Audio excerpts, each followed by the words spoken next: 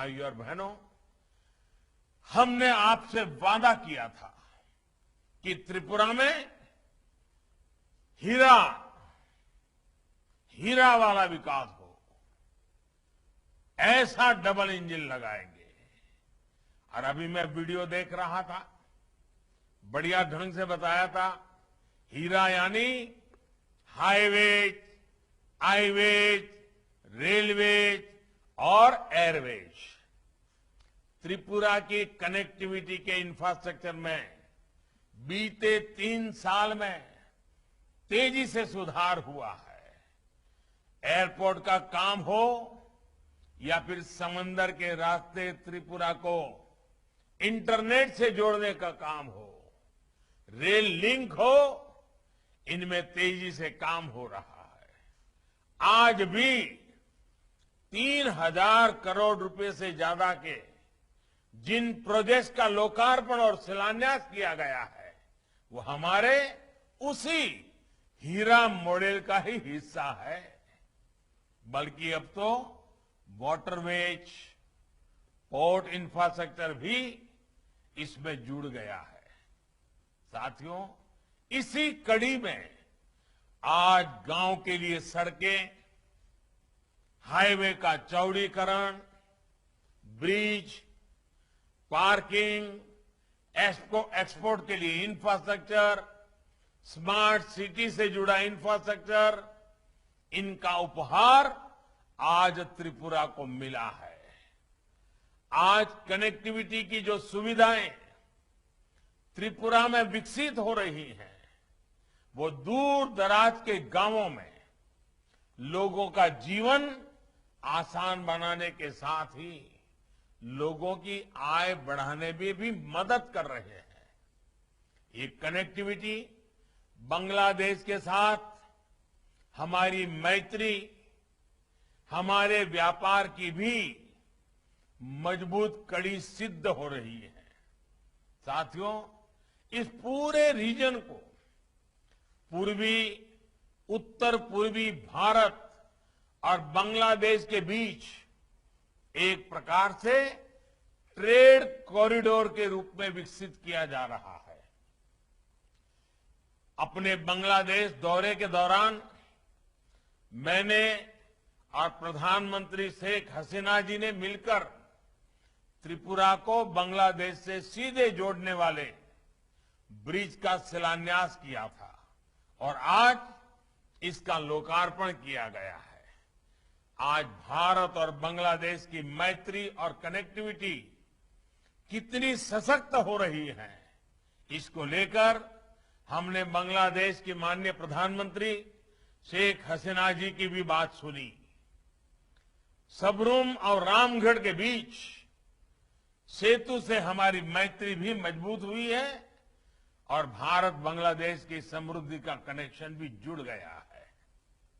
बीते कुछ वर्षों में भारत बांग्लादेश के बीच लैंड, रेल, एशिया के दूसरे देशों से कनेक्टिविटी सशक्त होगी। भारत में ही नहीं, बांग्लादेश में भी इस सेतु से कनेक्टिविटी बेहतर होगी और इकोनॉमिक अपॉर्चुनिटी बढ़ेगी। इस सेतु के बनने से भारत बांग्लादेश के लोगों में संपर्क बेहतर होने के साथ साथ टूरिज्म और ट्रेड के लिए, पोर्ट लेड डेवलपमेंट के लिए नए अवसर पैदा हुए हैं। सबरूम और इसके आसपास का क्षेत्र पोर्ट से जुड़ी हर कनेक्टिविटी का, इंटरनेशनल ट्रेड का बहुत बड़ा सेंटर बनने वाला है। साथियों, मैत्री सेतु के अलावा दूसरी सुविधाएं जब बन जाएगी तो नॉर्थ ईस्ट के लिए किसी भी प्रकार की सप्लाई के लिए हमें सिर्फ सड़क के रास्ते पर निर्भर रहना नहीं पड़ेगा। अब समंदर के रास्ते, नदी के रास्ते, बांग्लादेश के चटगांव पोर्ट होते हुए जल के रास्ते एक वैकल्पिक मार्ग मिले, इसके लिए प्रयास चल रहे हैं। इससे त्रिपुरा सहित नॉर्थ ईस्ट के अनेक राज्यों की सप्लाई बरसात या फिर दूसरी समस्याओं के कारण रास्ते बंद होने से प्रभावित नहीं होगी। दक्षिण त्रिपुरा के इसी महत्व को देखते हुए अब सबरूम में ही इंटीग्रेटेड चेक पोस्ट का निर्माण भी आज से शुरू हो गया है। ये आईसीपी एक फुल फ्लेज लॉजिस्टिक हब की तरह काम करेगा, जहां पार्किंग लॉट्स बनेंगे, वेयरहाउसिंग बनेंगे, कंटेनर ट्रांसशिपमेंट फैसिलिटी तैयार की जाएगी। साथियों, फैनी ब्रिज के खुल जाने से अगरतला इंटरनेशनल सी पोर्ट से भारत का सबसे नजदीक का शहर बन जाएगा। NH8 और NH208 के चौड़ीकरण से जुड़े जिन प्रोजेक्ट्स का आज लोकार्पण और शिलान्यास किया गया है, उनसे नॉर्थ ईस्ट के पोर्ट से कनेक्टिविटी और सशक्त होगी। इससे अगरतला पूरे नॉर्थ ईस्ट के लॉजिस्टिक का भी अहम सेंटर बनकर उभरेगा।